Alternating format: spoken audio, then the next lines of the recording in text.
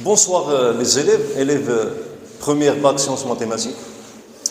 Aujourd'hui, je vais vous présenter la première leçon de l'électricité, champ électrostatique. Alors le plan de cette leçon est le suivant. On va commencer par interaction électrostatique. Donc c'est comme introduction pour définir le champ électrostatique.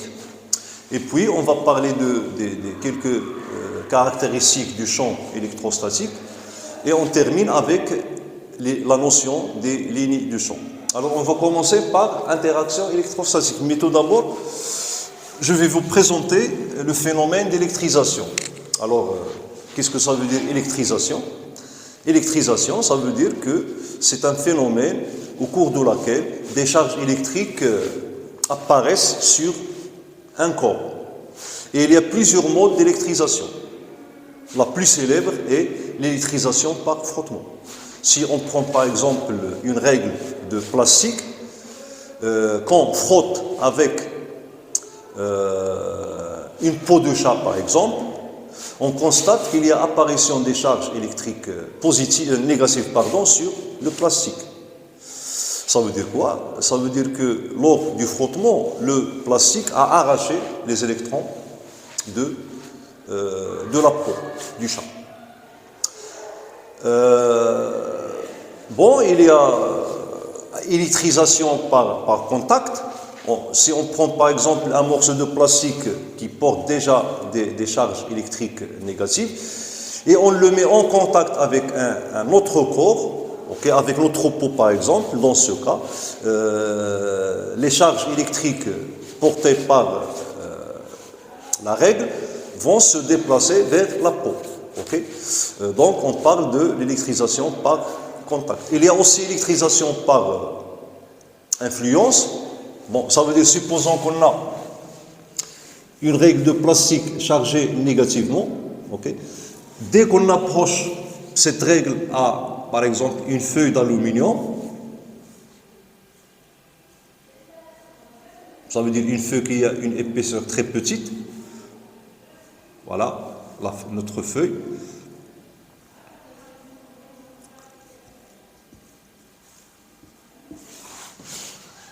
Alors on constate quoi? On constate que la feuille est attirée vers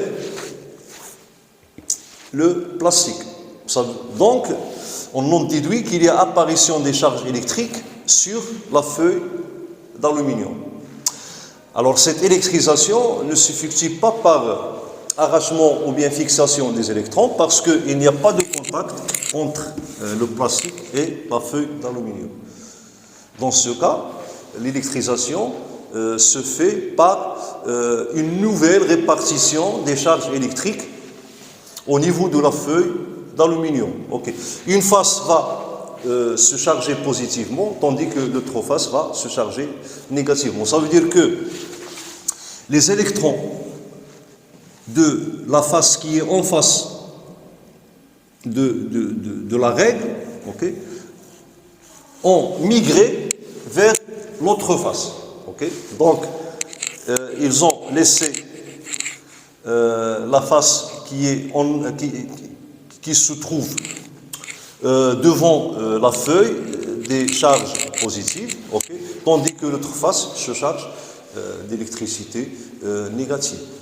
Donc là, on parle d'électrisation par phénomène d'influence. Il y a autre mode, par exemple, l'électrisation par ce qu'on appelle piézoélectrique.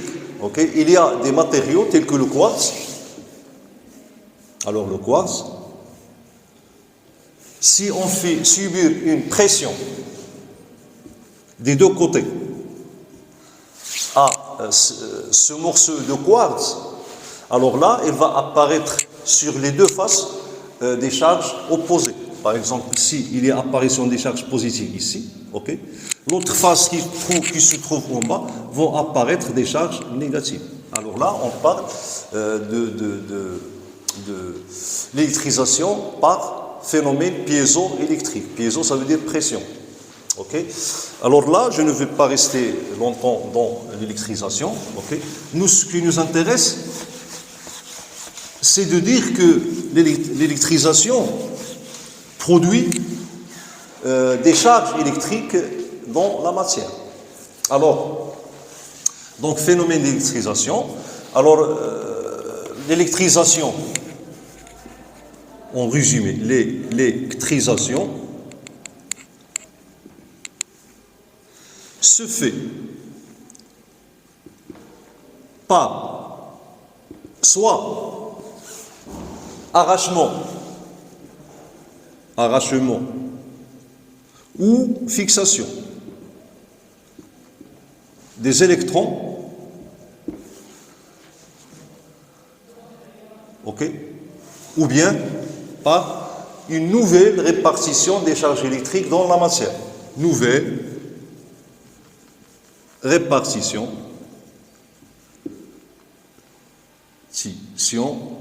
des charges électriques. Bien sûr, dans la matière. Donc, l'électrisation, ici, je dois mettre de la matière. De la matière. Alors, voilà le résumé de l'électrisation. Donc, j'ai dit, il peut s'effectuer par frottement, par contact, par influence, par effet piézoélectrique, par effet thermique. Okay? Si on prend une plaque métallique et on la chauffe, alors les électrons vont quitter la plaque métallique, okay? Et la plaque va se trouver chargée électriquement. Et par effet photoélectrique. Photoélectrique, ça veut dire si on prend une plaque métallique et on projette sur cette plaque des rayons ultraviolets, alors ces rayons ultraviolets vont fournir aux électrons l'énergie nécessaire pour qu'ils quittent la plaque métallique. Bon, maintenant, on va définir ce que ça veut dire charge positive et charge électrique négative. Donc, petit 2, définition des charges électriques positives ou des charges électriques négatives. Alors, tout d'abord, qu'est-ce que c'est qu'une charge, des charges, ou bien l'électricité? L'électricité, c'est une propriété de la matière. Et vous savez tous que l'électricité qui se trouve dans la matière, donc il se trouve chez les électrons et chez les protons. Donc, ce sont les deux particules qui sont chargées dans la matière.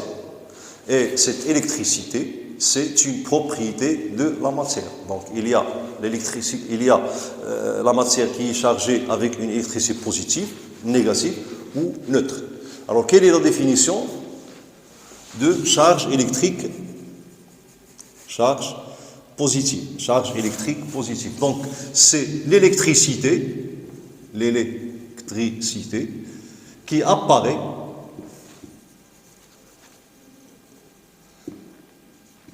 sur le verre, lorsqu'il est frotté,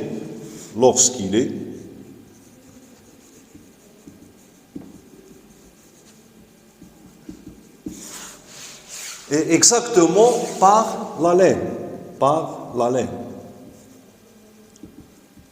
Voilà, donc ça veut dire que lorsqu'on frotte une tige, ou bien un bâton, ou bien une règle de verre avec la peau du mouton, ça veut dire de la laine, des charges électriques positives vont apparaître sur ce verre. Ok? Et la définition des charges négatives, des charges électriques négatives, c'est quoi? Ou bien l'électricité négative. Alors là, au lieu de dire charge positive, donc c'est électricité négative. Ok? Électricité négative. C'est la même chose, mais moi je préfère ce terme, électricité négative. Et là, électricité positive, électricité négative. Électricité négative. C'est quoi l'électricité négative? C'est l'électricité qui apparaît sur l'ébonite. Ébonite. Donc l'ébonite, c'est un type de plastique, okay, sur l'ébonite, lorsqu'il est frotté par exactement la peau du chat. La peau de charge. Ok? Alors voilà les deux définitions de l'électricité positive et l'électricité négative. Bon, maintenant on va parler des interactions électrostatiques.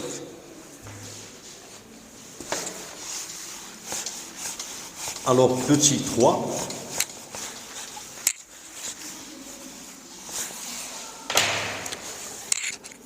Interaction électrostatique.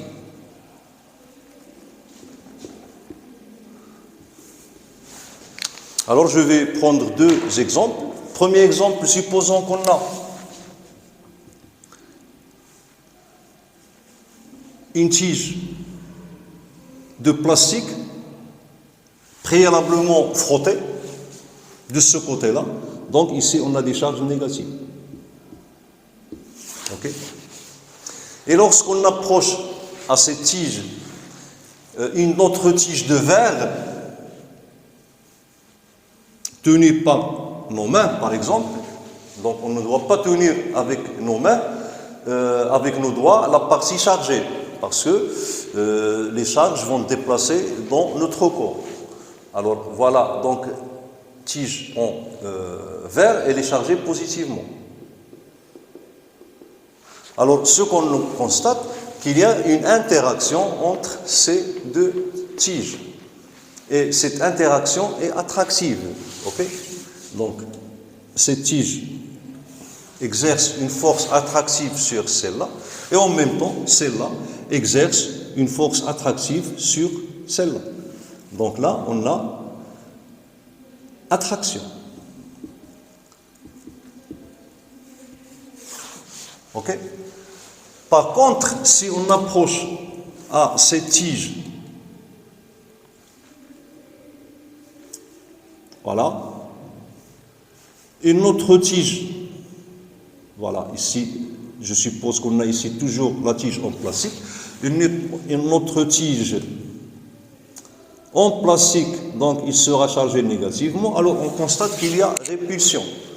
Ça veut dire que cette tige exerce sur celle-là une force répulsive. Et même chose pour cette tige. Alors là, il y a répulsion. Répulsion.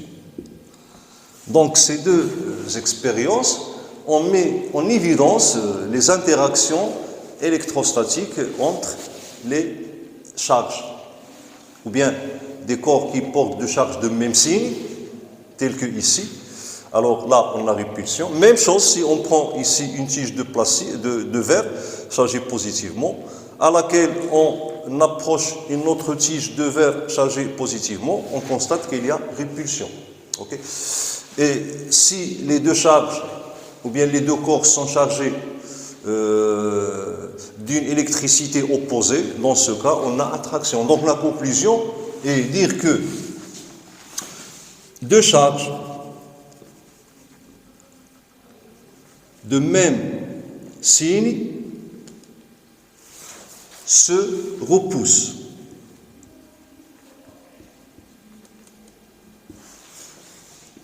Deux charges de signe opposé s'attirent.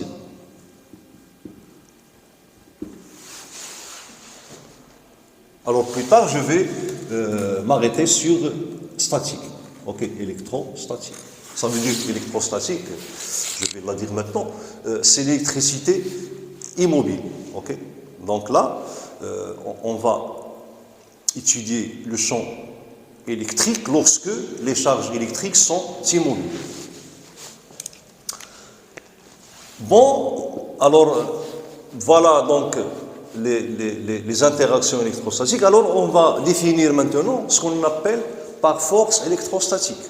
Et on va vous présenter la loi de Coulomb. Donc la loi de Coulomb régit ces interactions électrostatiques. Donc quatrièmement, loi de Coulomb.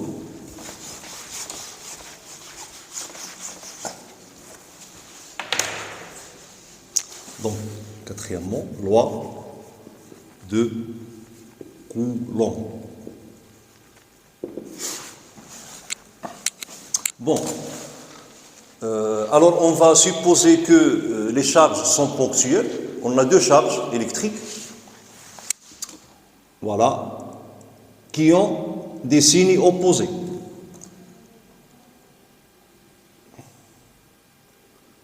Voilà. Alors, c'est quoi la loi de Coulomb? La loi de Coulomb définit les forces, d'interaction entre ces deux charges. Supposons que c'est la charge ici Q1, ici la charge Q2, Alors voilà la direction qui joint les centres d'inertie de ces deux charges. Voilà cette direction-là. Et ces charges, j'ai dit qu'ils sont ponctuelles. Voilà. Alors, donc, d'après Coulomb, et on a vérifié ça expérimentalement, la charge Q1 exerce une force attractive sur la charge Q2. Et cette force, en même temps, la charge Q2 exerce une force attractive sur la charge Q1. Alors ces deux forces ont même ligne d'action.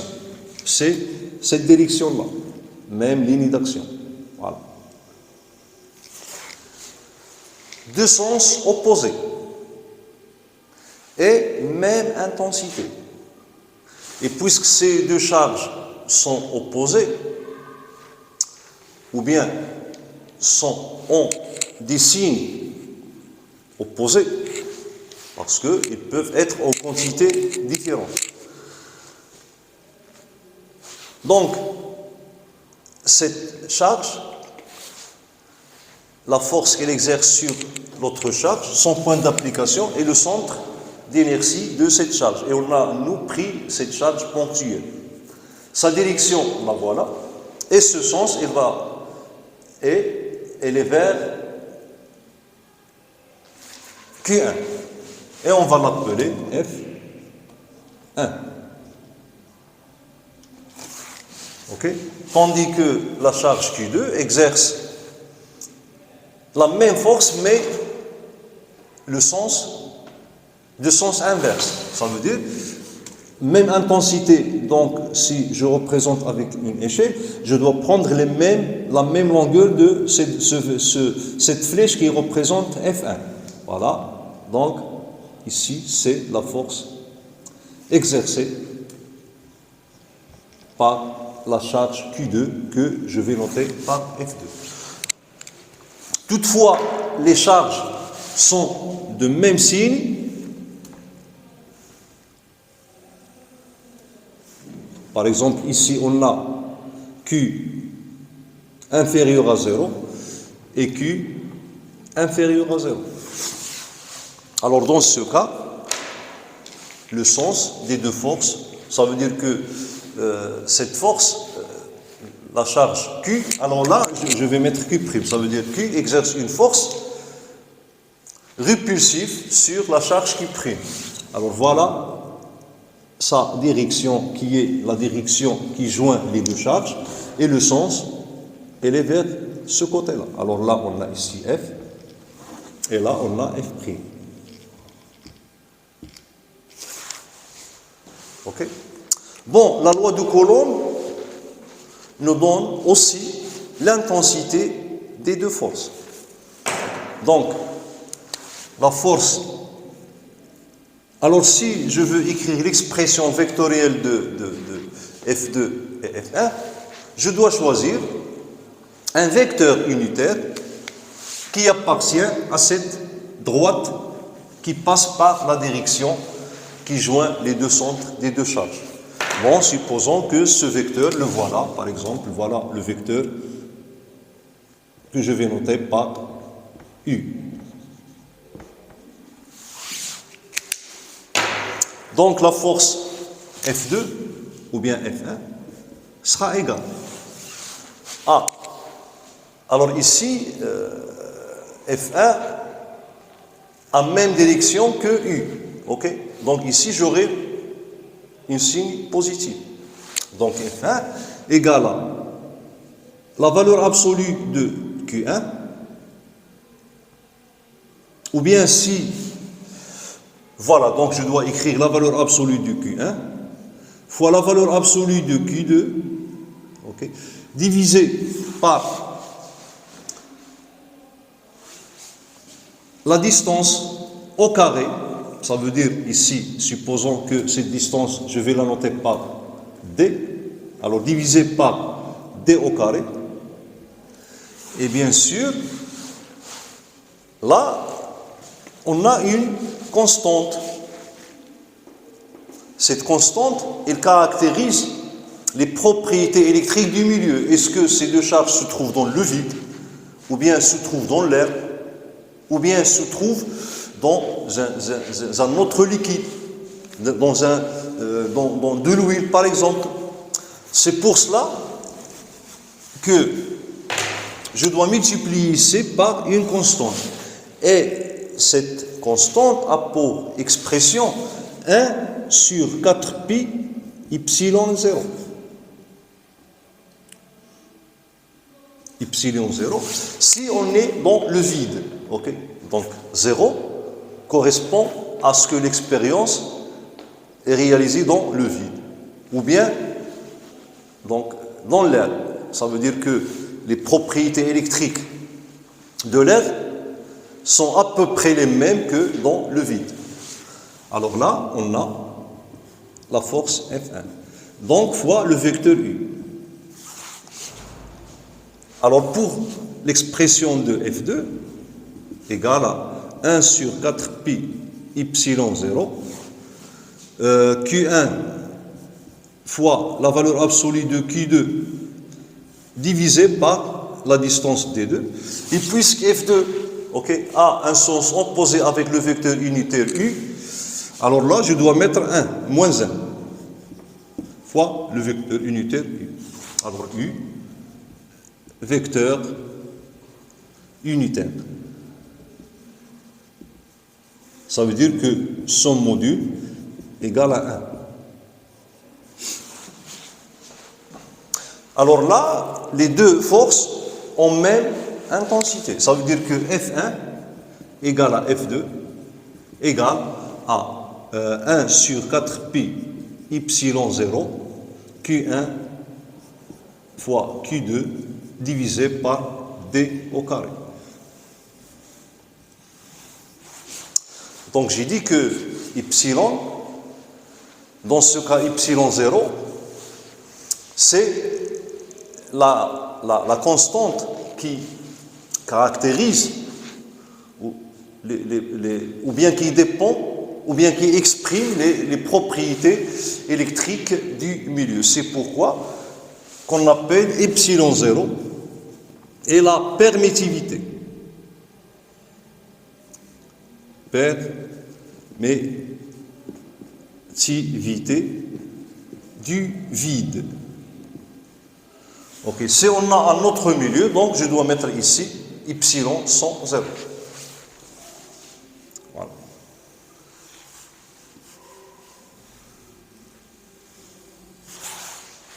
Donc il caractérise, epsilon0 caractérise le milieu de point de vue électrique. Ça veut dire les propriétés électriques du milieu dépendent de epsilon.